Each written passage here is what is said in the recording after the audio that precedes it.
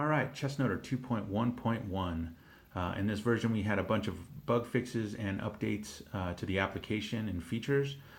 Some of the big feature sets that we added were more capabilities under the FIDE to meet the rule books. We've listed that in the overview on our website with all the features and functionalities and bug fixes that we've added. At this point moving forward, we're hopeful to work with FIDE and hopeful to get certification, but you can hope. So let's go ahead and launch Chessnoter. So everything in the application is still identical. We made a handful of changes. One of the big changes is to user profile. Under the user profile, we've added the USCF ID and FIDE ID.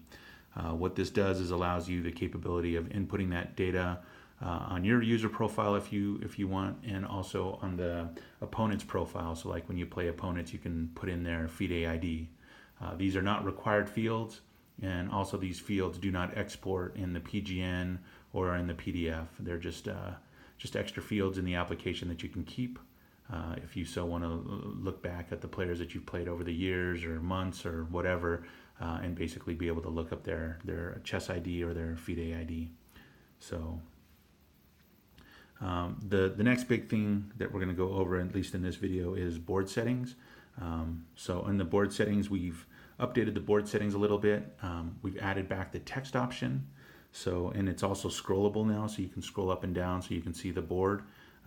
We've added a shrink down version of the board, and also what it would look like in tournament mode with the opponent information and your information on top and bottom, and then also on the bottom we've got just a couple moves added.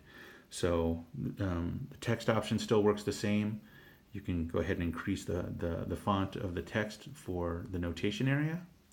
The big change in this version is that when you make those changes, not only will it change it here in the settings, but it'll affect it both on the board settings, on the tournament screen, and also the review board. So now whenever you change that font, it's going to work both in tournament and also in the review settings.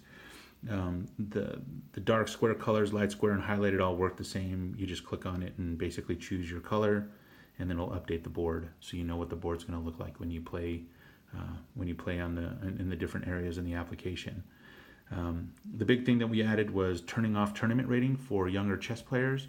A lot of our Scholastic players wanted to have that feature turned off, so you can simply just turn it off.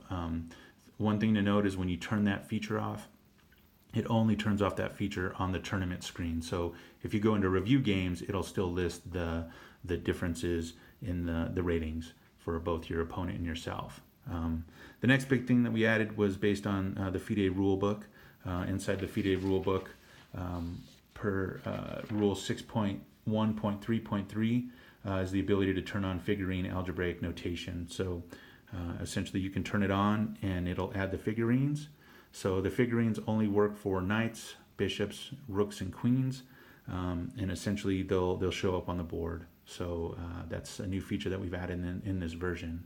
So that's all we'll have for this video. We'll go ahead and stop it and start the next video.